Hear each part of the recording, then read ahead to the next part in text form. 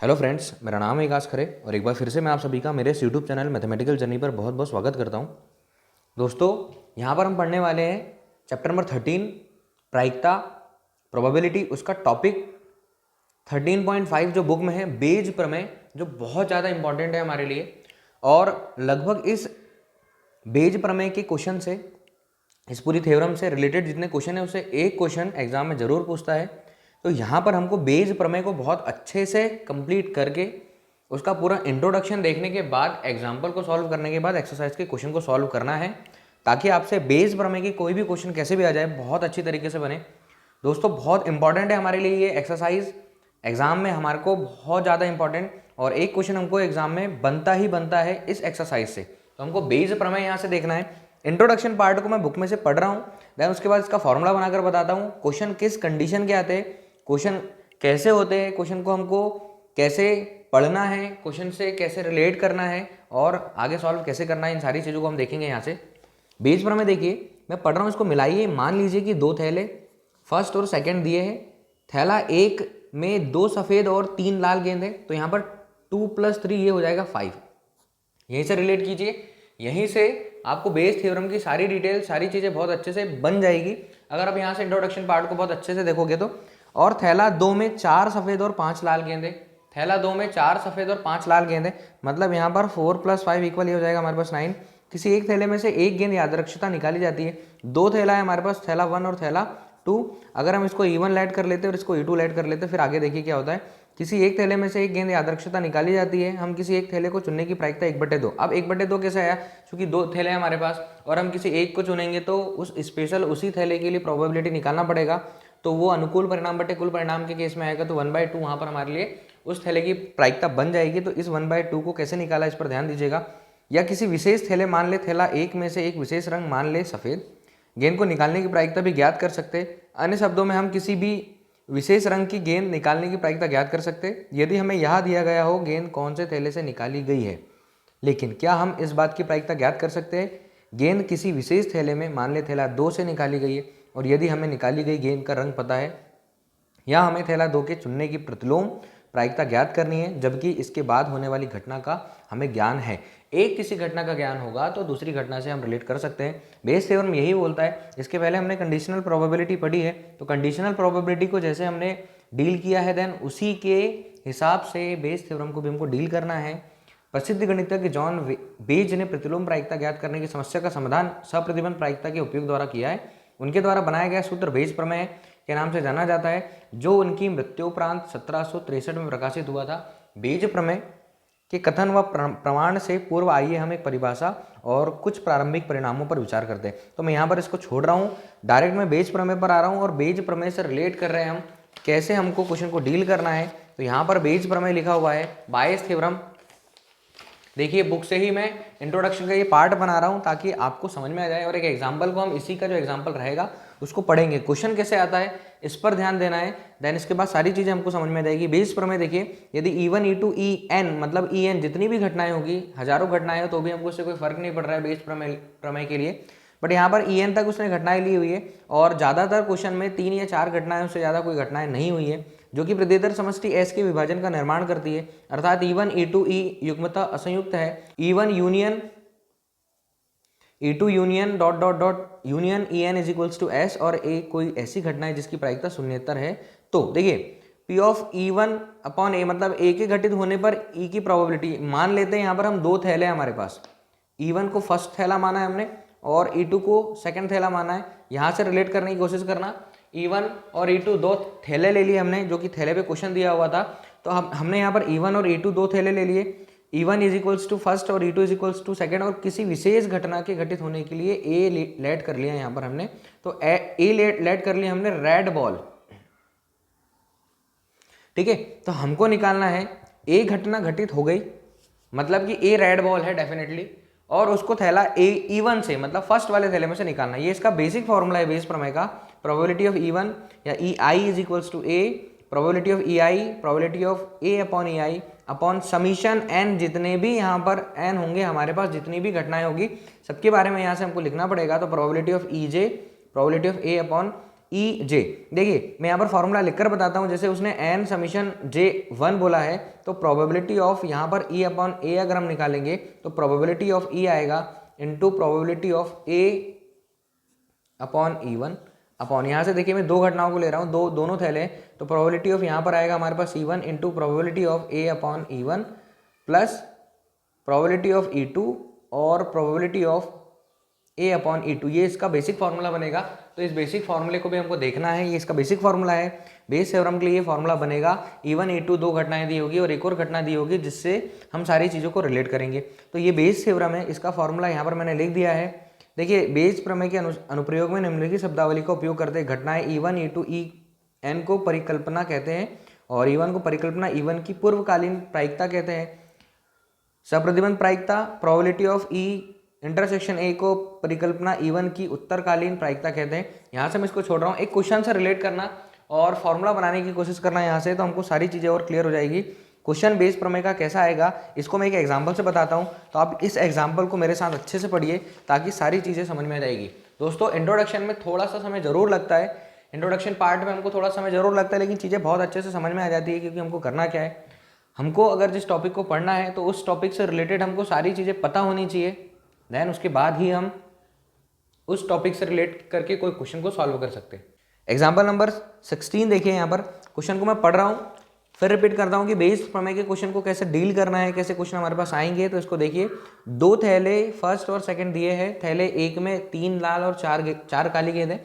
तो फर्स्ट जो थैला है उसमें टोटल नंबर आ जाएगा 3 + 4, यहाँ पर हमको पता होना चाहिए कि ये लाल है, और +4 जो है ये हमारे पास काली गेंद है, टोटल गेंद हो जाएगी हमारे पास 7। और देखिए दो थैला है तो हमको E1 की प्रोबेबिलिटी भी निकालनी पड़ेगी। अब देखिए दो थैला है तो E1 की प्रोबेबिलिटी निकालना है, प्रोबेबिलिटी का फॉर्मूला है अनुकूल परिणाम बटे कुल परिणाम। तो अनुकूल हमारे पास एक थैला, टोटल दो थैले, तो इसकी प्रोबेबिलिटी 1/2 हो जाएगी, प्रोबेबिलिटी E2 = EV की हो जाएगी 1/2। क्वेश्चन को फिर से मैं पढ़ रहा हूँ, दो थैले फर्स्ट और सेकंड दिए हैं, थैले एक में 3 लाल और 4 काली गेंद है, जबकि थैले दो में 5 लाल और 6 काली गेंद है। किसी एक थैले में से यादृच्छिकता एक गेंद निकाली गई हो जो कि लाल रंग की हो। उसने स्पेशल केस दे दिया है कि किसी एक थैले में से, अब कौन से थैले में से पता नहीं, लेकिन एक गेंद निकाली गई है और वो गेंद कैसी है, लाल है। इस बात की क्या प्रायिकता है कि यह गेंद थैले सेकंड से निकाली गई है। मैं आपको फिर से बता रहा हूँ, दो घटनाएं दी हुई है, पहली वाली घटना को हमने E1 लेट कर लिया, सेकंड वाली घटना को हमने E2 लेट कर लिया, मतलब दो थैले दे दिए, फर्स्ट थैला और सेकंड थैला, और एक विशेष घटना और देकर रख दी उसने। एक विशेष घटना ये दे दी कि निकाली गई जो गेंद है वो लाल रंग की है, तो ए जो हमने दे दिया यहाँ से वो हो गया लाल रंग की गेंद। अब यहाँ से हमको रिलेट करना है, प्रोबेबिलिटी ऑफ E1 और E2 = 1/2 आएगा, क्योंकि दो थैले हैं हमारे पास। अब देखिए probability of A upon E2 क्या बोल रहा है कि दो थैले फर्स्ट और सेकंड दिए हैं, थैले एक में 3 लाल और 4 काली गेंदें हैं, जबकि थैले दो में 5 लाल और 6 काली गेंदें हैं। किसी एक थैले में से कोई भी एक यादृच्छिकता एक गेंद निकाली गई है जो कि लाल रंग की है। इस बात की क्या प्रायिकता है कि यह गेंद सेकंड थैले में से निकाली गई है। इस बात की क्या प्रायिकता है कि यह गेंद सेकंड थैले में से निकाली गई है। तो देखिए probability of E1 = probability of E2 1/2, probability of A upon E1 equal क्या बोल रहा है, थैले एक में से लाल रंग की गेंद निकालने की प्रायिकता, थैले एक में से लाल रंग की गेंद निकालने की प्रायिकता। जो ऊपर लिखा होता है उससे हम प्रायिकता निकालते हैं, और नीचे वाली जो चीज़ें होती है वो घटित हो चुकी हुई घटना है। यहाँ से देखिए कि A मतलब जिसकी प्रायिकता हमको निकालना है, और E1 मतलब कि जो भी घटना दी हुई है वो घट चुकी हो। Probability of A upon E2, P थैले प्रोबेबिलिटी है, P का मतलब थैले सेकंड में से लाल रंग की गेंद निकालने की घटना। तो प्रोबेबिलिटी सेकंड, देखिए सेकंड थैले में से लाल रंग की गेंद निकालने की घटना क्या हो जाएगी, लाल रंग की गेंद सेकंड थैले में कितनी है 5, अनुकूल परिणाम, और कुल परिणाम टोटल कितने हो गए हमारे पास यहाँ पर 11, तो कुल परिणाम 11। यहाँ से देखिए A अपॉन E1, P थैले एक में से लाल रंग की गेंद निकालने की घटना, तो पहले वाले थैले में लाल रंग की गेंद कितनी है हमारे पास 3, कुल गेंदें कितनी है 4 और 3 7, तो यहाँ पर 3/7। अब देखिए वो निकालने के लिए क्या बोल रहा है, इस बात की क्या प्रायिकता है कि यह गेंद थैले सेकंड से निकाली गई है। क्वेश्चन को समझिए, वो बोल रहा है किसी एक थैले में से एक यादृच्छिकता एक गेंद निकाली गई है जो कि लाल रंग की है, किसी एक थैले में से एक गेंद निकाली गई है यादृच्छिकता जो कि लाल रंग की है। इस बात की क्या प्रायिकता है कि यह गेंद सेकंड थैले में से निकाली गई है। तो प्रोबेबिलिटी निकालना है हमको सेकंड थैले की, तो इसको हम ऐसा लिखेंगे E2। बट घटना कौन सी घट गई है वो क्लियरली बोल रहा है कि यहाँ पर घटना ये घट गई है कि वो गेंद जो है वो लाल रंग की है। इस चीज़ को ही हमको बेसिक तरीके से समझना है। उसने पूछा क्या हमसे, क्वेश्चन सारे बहुत कम समय में और फटाफट से हो जाएंगे, लेकिन एक बार बेस थ्योरम समझ में आ गया, इंट्रोडक्शन पार्ट उसका समझ में आ गया, तो सारे क्वेश्चन बहुत अच्छे से ईजी तरीके से, किसी क्वेश्चन में कोई डाउट नहीं होगा। बस समझना पड़ेगा क्वेश्चन को। आप 5-6 बार रीड कीजिए, क्वेश्चन को देखिए, वो पूछना क्या चाह रहा है, तब क्वेश्चन को सॉल्व कीजिए। तो उसका फॉर्मूला यहाँ पर हम बना देंगे। मैं एक बार फिर से इसका फॉर्मूला बनाकर बताता हूँ, आप इसको फिर से चेक कीजिए। वो बोल क्या रहा है कि किसी एक थैले में से यादृच्छिकता एक गेंद निकाली गई है। उसने बोला है किसी एक थैले में से एक गेंद निकाली गई है जो कि लाल रंग की है। उसने एक घटना घटित करके बता दी कि जिस भी थैले से आपने गेंद निकाली है वो लाल रंग की है डेफिनेटली। तो इस बात की क्या प्रायिकता है कि वो जो गेंद है वो सेकंड थैले में से ही है। तो देखिए यहाँ पर मैं इसका फॉर्मूला बना देता हूँ। फॉर्मूला हमको बनाना है बेस थ्योरम का, लेकिन इस पर्टिकुलर इस क्वेश्चन के लिए तो प्रोबेबिलिटी चाहिए हमको E2/A, प्रोबेबिलिटी चाहिए E2/A। उसने बोला कि लाल रंग की गेंद है, ये उसने बता दिया। अब इसकी क्या प्रायिकता है कि वो जो लाल रंग की गेंद है वो सेकंड वाले थैले में से ही है। तो फॉर्मूला बनेगा probability of E2 into probability of E2 upon A, या इसको हम A अपॉन E2 लिखेंगे, A upon E2 upon probability of E1 into probability of A upon E1। लाल गेंद की प्रायिकता जो फर्स्ट थैले में से है, प्रोबेबिलिटी ऑफ E2 सेकंड झोले में से होने की प्रायिकता, सेकंड थैले में से होने की प्रायिकता, और प्रोबेबिलिटी ऑफ A अपॉन यहाँ पर E2 था, अब यहाँ पर भी क्या हो जाएगा E2। तो ये इसका बायस थ्योरम का फॉर्मूला है। इससे रिलेट करके हमको क्वेश्चन बनाना है। फिर से देखिए कि प्रोबेबिलिटी ऑफ E2/A, इसका मतलब क्या है, एक घटना घटित हो चुकी है। उसने बोला लाल गेंद है। E2 हमको प्रायिकता निकालना है कि जो लाल गेंद निकाली है वो दूसरे थैले में से ही है। तो हम क्या निकालेंगे, दूसरे वाले थैले की प्रायिकता इनटू प्रोबेबिलिटी ऑफ लाल गेंद निकालने की प्रायिकता सेकंड वाले थैले में से अपॉन प्रोबेबिलिटी ऑफ E1 पहले थैले की प्रायिकता। और कंडीशन क्या देकर रखा है, probability of A upon E1, मतलब कि लाल गेंद की प्रायिकता वो भी फर्स्ट थैले में से, plus probability of E2 into probability of A upon E2। ये बायस थ्योरम का हमारा फॉर्मूला बनेगा। इस फॉर्मूले को रिलेट करते जाइए और क्वेश्चन को सॉल्व करते जाइए, सारे क्वेश्चन बहुत अच्छे से बनेंगे। सेम यहीं पर हमने यहाँ पर भी वही किया है, यहाँ पर भी वही किया है। देखिए E2 अपॉन A, तो probability E2, probability of A upon E2 upon probability E1, probability A upon E1 plus probability E2, probability of A upon E2। एक और क्वेश्चन देखिए, ये एग्जाम्पल, इस एग्जाम्पल को समझने की कोशिश कीजिए। इस एग्जाम्पल से हमको आगे के क्वेश्चन बनेंगे। इंट्रोडक्शन पार्ट है, इंट्रोडक्शन पार्ट समझने में थोड़ा सा टाइम जरूर लगता है। अगर इंट्रोडक्शन पार्ट समझ में आता है तो लगभग हमको सारे क्वेश्चन बहुत अच्छे से समझ में आते हैं। देखिए उदाहरण 17 दिया, एग्जाम्पल 17, 3 अभिन्न डिब्बे फर्स्ट सेकंड और थर्ड दिए। इतना क्वेश्चन पढ़ के आपको एक चीज़ तो क्लियर हो जा रही होगी कि 3 डब्बे दिए, मतलब कि हमको E1 फर्स्ट, E2 सेकेंड और E3 हमको यहाँ पर थर्ड डिब्बे को मानना पड़ेगा। अब कुल मिलाकर कितने डिब्बे हो गए हमारे पास, 3 डिब्बे हो गए। इस क्वेश्चन के हिसाब से, इस क्वेश्चन को रिलेट कर रहे हैं हम, 3 डिब्बे हो गए। तो डेफिनेटली हमको अगर प्रोबेबिलिटी पूछेगा फर्स्ट वाले डिब्बे की तो हम प्रोबेबिलिटी बताएंगे 1/3, सेकंड वाले डिब्बे की प्रोबेबिलिटी बताएंगे 1/3 और थर्ड वाले डिब्बे की प्रोबेबिलिटी बताएंगे 1/3। ये भी 1/3 है क्योंकि 3 डिब्बे हैं और हम फर्स्ट हमारे लिए, सेकंड हमारे लिए, थर्ड हमारे लिए, ऐसे डिब्बे की प्रोबेबिलिटी निकालेंगे तो अनुकूल परिणाम प्रतिकूल परिणाम ही निकलेगा। देखिए अब क्या बोल रहा है कि जहां प्रत्येक में 2 सिक्के हैं, प्रत्येक में 2 सिक्के हैं, वो क्लियर क्या बोल रहा है कि प्रत्येक में 2 सिक्के, हर एक डिब्बे में 2 सिक्के।